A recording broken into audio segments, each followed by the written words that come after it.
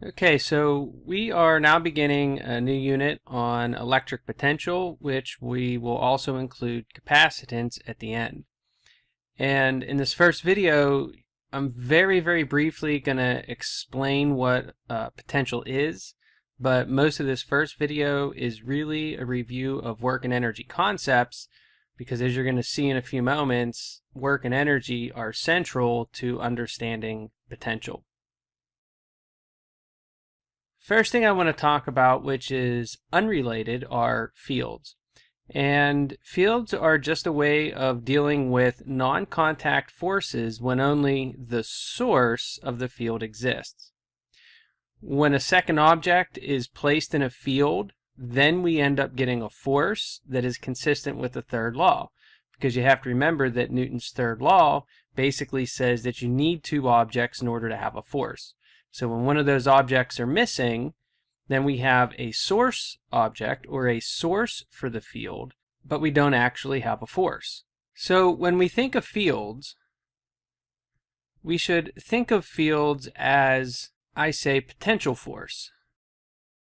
Or you might want to think of it as force possibilities. Because fields are just another perspective on forces, fields are still going to be vectors. And that's because fields are, primarily an alternative perspective on force. But now we get to potential.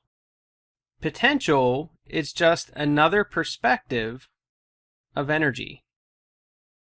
And just like with fields, we only had a source for creating the field. We didn't have that second object which creates the force. Well, the same thing is going to be true when it comes to potential. We have a source object, but we don't have that second object which allows us to actually have energy. Potentials are going to be represented using the capital letter V. And I would recommend that whenever you write the letter for potential, capital V, that you put the serifs on top so that you don't confuse it with a U if you're being hasty about how you're writing or you don't have real clear handwriting. It's very difficult to mistake the V for a U if you have the serif. Potential, we could say, is the potential for potential energy. But that might be a little confusing for you, so we could write it in other terms, and that is, just like with fields, we could say that potential is energy possibility. Or we could say it as possible potential energy. Now, because energy is a scalar quantity, potential is also a scalar quantity. And we love to use scalar quantities because it makes certain types of calculations easier. And you should remember that from your study of work and energy concepts last year. So for now, this is all I want to say about potential, and we're just going to go right ahead and dive into our work and energy review. Okay, so last year, whenever we talked about work, it was always work done by a constant force. Algebraically or mathematically, we represented that as W. Remember, the three lines means that it's defined by F times D times the cosine of phi, which we also said was just equal to F dot D. And this was in preparation for this year because you're going to be working with the dot product in a significant way. And the cosine of phi is actually the dot in the dot product, and phi is the angle between two vectors placed tail to tail. Anytime you do vector multiplication, you have to take the two vectors which are being multiplied together and put them tail to tail. The dot product is going to give us a scalar quantity, and then the cross product is going to give us a vector quantity.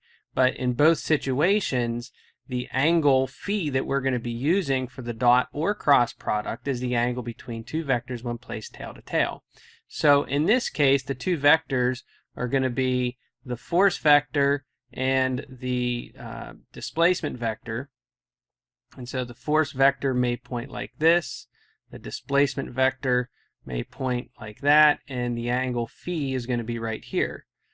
And you might look at that and say, well, the angle phi is the same thing as theta, so what's the difference? Well, the difference is if I put this on a ramp, and the ramp makes an angle theta with respect to the x-axis, the positive x-axis, I can still have a displacement parallel to the ramp, and the force vector may still be pointing at that same angle relative to the displacement vector. And so this is still going to be the angle phi, which is not necessarily the same thing as the angle theta. So whether or not you write phi or theta in your equation doesn't really matter, as long as you recognize that the angle is supposed to be the angle between the two vectors placed tail to tail. And that's why we always write it with phi, just so that you remember that this is an angle between two vectors. Now, when we have work done by a variable force, it is defined by the integral of f dot ds. And this, of course, is going from your initial position to your final position, going from A to B. And this is going to also be equal to the integral of f of x dx plus the integral of f of y dy plus the integral of f of z dz. So you see, this ds is a multi-dimensional vector that represents the entire path. And if we write it like this, then either we have a straight line path or we know the force as a function of the position in that particular dimension. Now, you're going to want to take note that there is no dot in any of these expressions here. And that's because the forces are parallel to their respective axes. However, the force may still vary as a function of its location. So, for example, we could talk about gravity varies as the distance from the center of the planet or the Earth changes, or from the center of any object, really. So gravity varies as dr, right? Then we have the spring force, right? That varies based on x, which is the amount the spring has stretched. And it could even be that you have a rough surface and you know how that surface roughness changes as you go from one position to the next. Now, as another quick review, let's take a look at how we actually use this definition for work for a variable force. And we're just going to very quickly derive the expression for the work done by a spring or the elastic potential energy. So we have a spring which is hung from a horizontal surface, and we place a massive object on that spring, and it's going to go from some initial position, x initial, and the spring is going to stretch downwards, and it's going to be down here now, and it's going to end up at some position x final. So if I want to know the work which is being done by the spring, we know that the work is equal to the integral of f dot ds, and we're going to lose the dot, and that's going to be because the force of the spring is parallel to the displacement. Okay, so if we draw our work diagram, we have the spring force pointing up and the displacement of the spring pointing down. The angle between these two vectors is phi, and phi is equal to 180 degrees. That's going to be important here in a couple minutes. So we can rewrite work as the integral of f ds, and if we wanted to, we can change this to f dy, because we're only working in one dimension. So we lose the x dimension and the z dimension, and we're just working in the y dimension. So work is going to be equal to the integral of f dy. And we're going to go from, actually this should be a y here, and this should be a y here. And we're going to go from y initial to y final for our limits of integration. Now, the spring force is defined by minus kx. This is going to be Hooke's law. So the work is going to be equal to the integral from y initial to y final of minus k in x dy. Now remember that this x represents the stretching of the spring, and that's all in the y dimension. So we could change this to a y knowing that we're talking about the same dimension.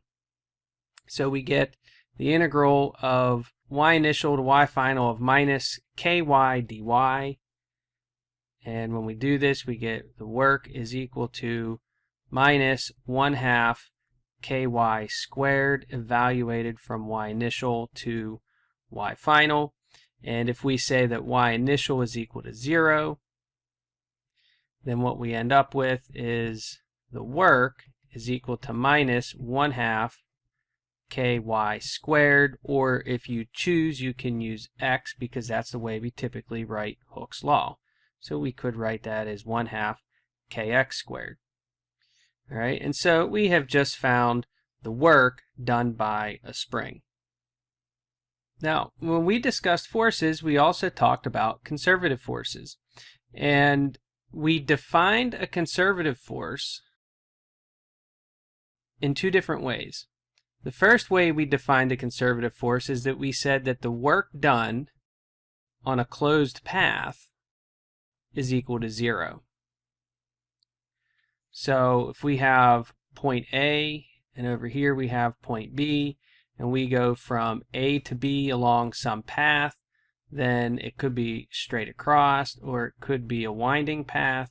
But in either case, the work done going from A to B and then back again, the work is going to be equal to 0. Now mathematically, we would write this as W is equal to the path integral of f dot ds, which is equal to 0. All right, so you should not let this symbol here, this circle on the integration sign, scare you, because all that simply means is that we end up back at our starting point.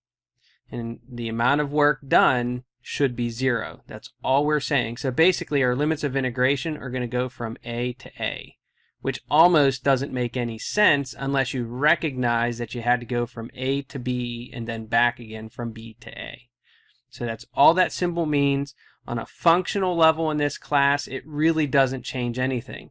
It's just another visual reminder that we have to have a closed path when this particular statement is true. Now, the other way that we defined the conservative force is that we said the work done going from A to B is constant. And mathematically, that would just be written as the work is equal to the integral from A to B of f dot ds is equal to a constant. So as you go from A to B,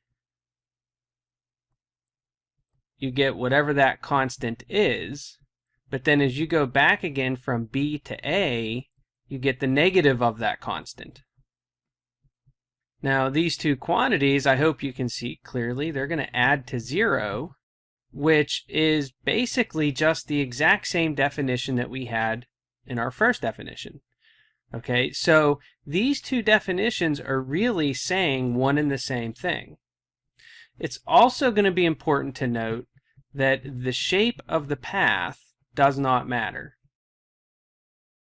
Now, one of the things that we like about conservative forces is that conservative forces lead to energy. Specifically, it's going to be potential energy. One of the things that we have to look at now, which may or may not still be confusing to you. Sometimes it's hard to wrap your head around it.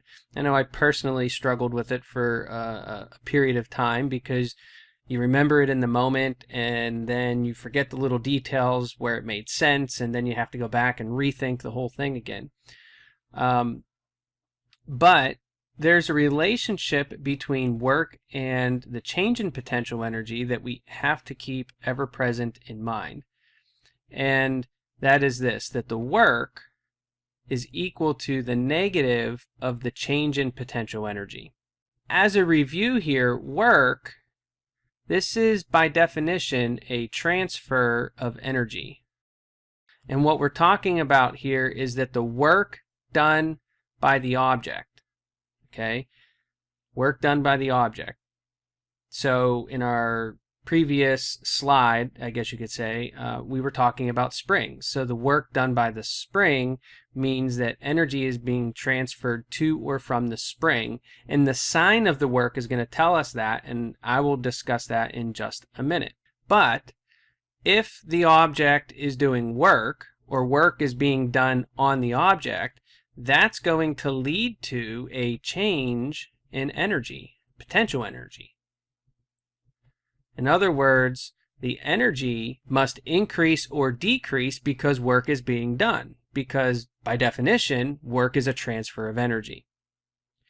All right, now, the negative sign here, that negative sign, basically what it's saying is this. If the work done by the spring is positive, then the energy change of the spring must be negative.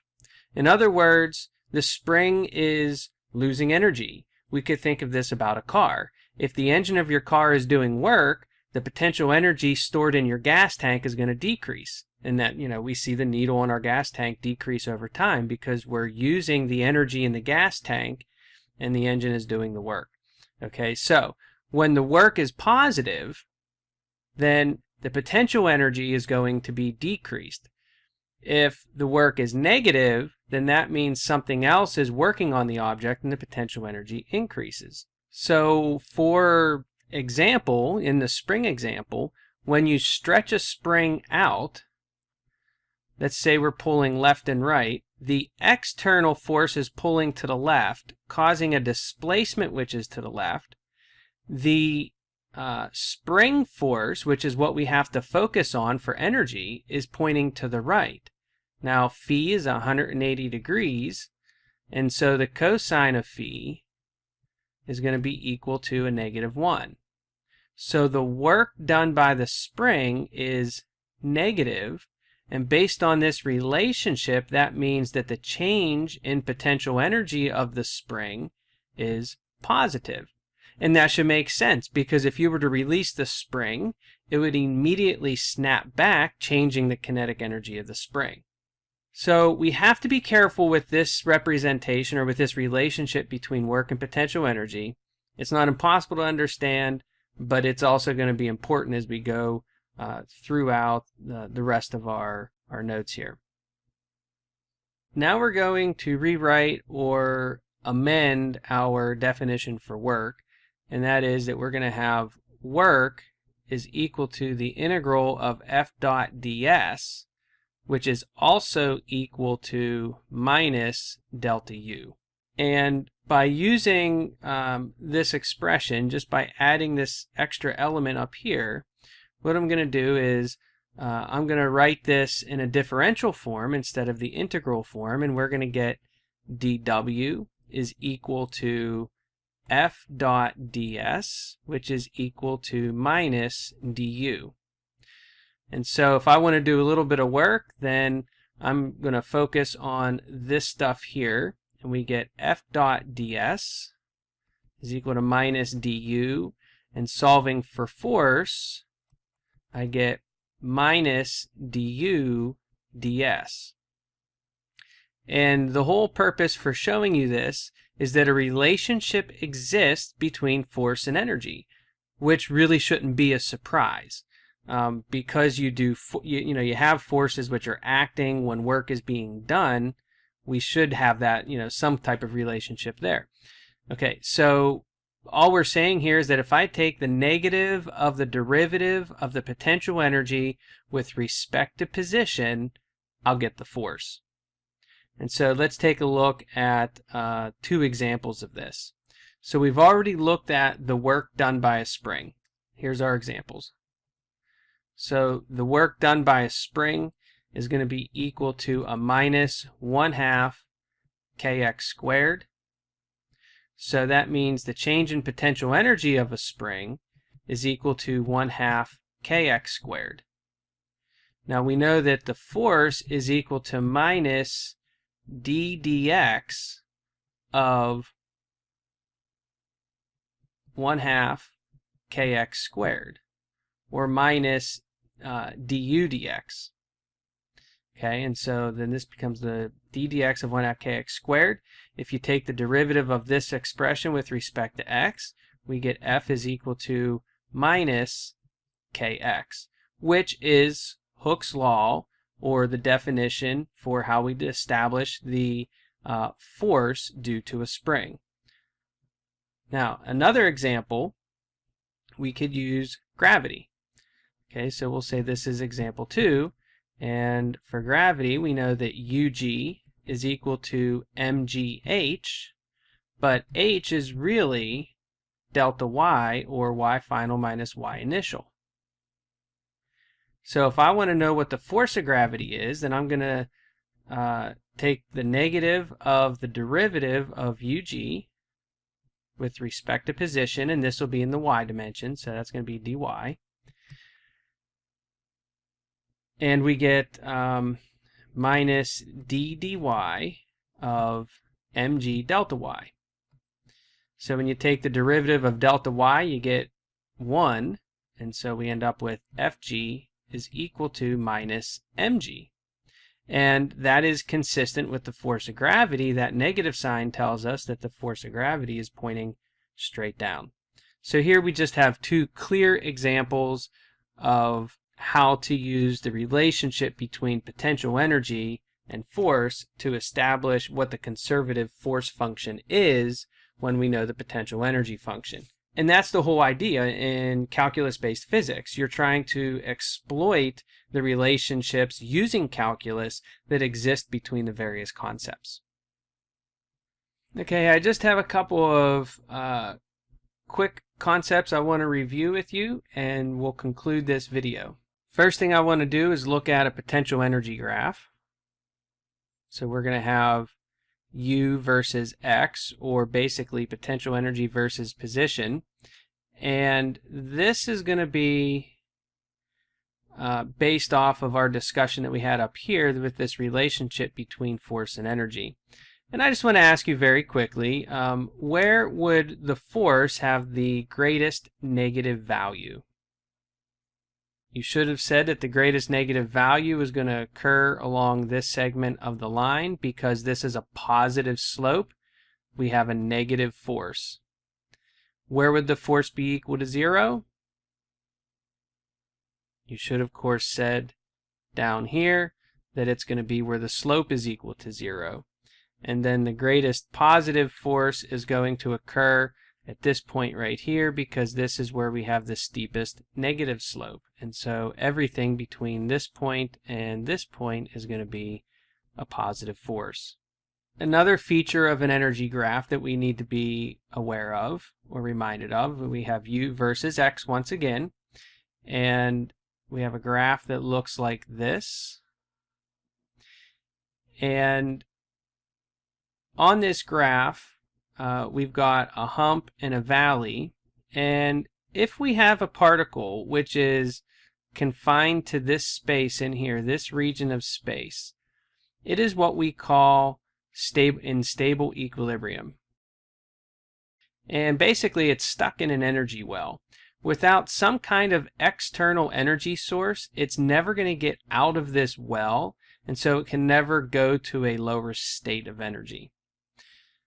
This is important in quantum mechanics, and so it's not a real big deal for us right now, but you do need to recognize that this is stable equilibrium. It would be like placing a marble in a bowl, and the marble just continues to roll back and forth in this bowl. if you place the marble right here on the top side of a bowl, you turn a bowl upside down and place it on the top, any kind of a tap in either direction, just a very, very subtle tap, you just got to get it moving, any kind of a tap in either direction, it would roll off the bowl and it would never return. But if you don't tap it, it never moves. And so that means this is in a state of unstable equilibrium. And then finally, as a reminder, neutral equilibrium is whenever you place an object on a horizontal surface. It really can't fall anywhere, and so it's always going to be stable. Now, another concept I want to review very, very quickly is conservation of mechanical energy. And conservation of mechanical energy just says that delta E is equal to 0, where E is defined as the sum of all of our various mechanical energies. So that's going to be K plus UG plus UE for elastic potential energy. This is very similar to, but different from, conservation of energy. And the big difference is that conservation of energy is more comprehensive and would be inclusive of the conservation of mechanical energy ideas. Except now we can account for non-conservative forces. So conservation of mechanical energy, this is going to deal with all conservative forces. Conservation of energy will include the non-conservative forces and what they do. And so we would write delta E is equal to the work done by non-conservative forces. So if there's a change in energy of the system, that's over here, if delta E is non-zero, we know that work was done on the system or by the system. Last thing I want to mention is that power is equal to work divided by time, and that this is average power. Instantaneous power is power which may be changing at every instant. And instantaneous power we write as dW dt, which is the same thing as F cosine dx over dt, and this dx dt is the same thing, or the definition of v. Remember that v is velocity is equal to dx dt. And so we could write instantaneous power in an alternate form, which is F times v. All right, now the cosine of phi here, that's just saying we're only looking at the force which is parallel to our motion. And so if we look at a power versus time graph, something like this, just very quickly and simply, and we take the area under the curve of the power versus time graph, the area is equal to the work done. Okay, and we can see that by writing power is equal to dW dt. And if we solve this for W, we have dW is equal to P dt, or W is equal to the integral of power dt.